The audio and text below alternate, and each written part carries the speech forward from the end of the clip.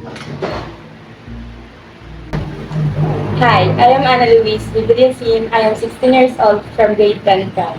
I am a developer and a designer of the Kasla industry. Ina. Good day, everyone. I am Jack Sela Cuesta. I am a developer and a designer of Casta Industries. Hello, I'm Henrich Vitria. I'm 16 years old and I'm the developer and designer of Casca Industry. So, Casta Industries, kung nakita niyo sa About Us, is made by us, three aspiring and young developers. Ako, si Ana, at si Henrich. Yung Kasla is, actually, marami talaga kayo pinagpilian ng pangalan ni Ana. Kasi absent nun si Henrich. Absent ka nga ba? No, absent siya nun. Absent siya nun. Nung pumili kami ng pangalan, so in-update na lang namin siya. Wala na siyang magagawa kasi absent siya nun. Pag-desisyon na namin na pangalanan siyang Kasla. Kasi, malakas kami. Diba? Ito naman in terms of the logo, di ko din alam. Pero ang gumawa kasi ng logo namin is si Ana. Kaya yun yung story behind Kasla. It was made by three young developers, aspiring developers na gustong matuto mag-code and gustong mag-improve in the world of making websites. Yan.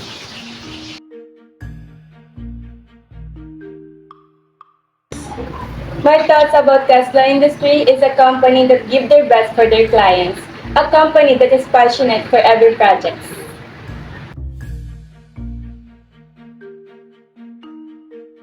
Actually, I love coding but not di masyado.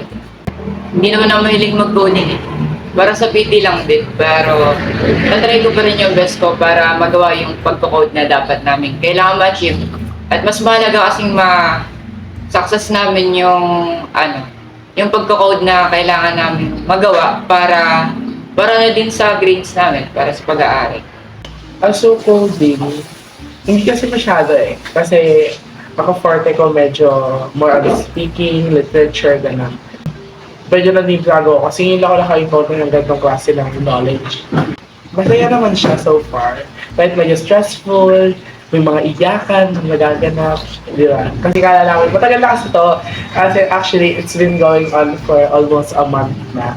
Wala mong problema kami kasi hindi kami ganun. Walang marunong talaga sa amin kumuha ng website. Nagturo lang talaga sa amin yung teacher namin sa computer and yun.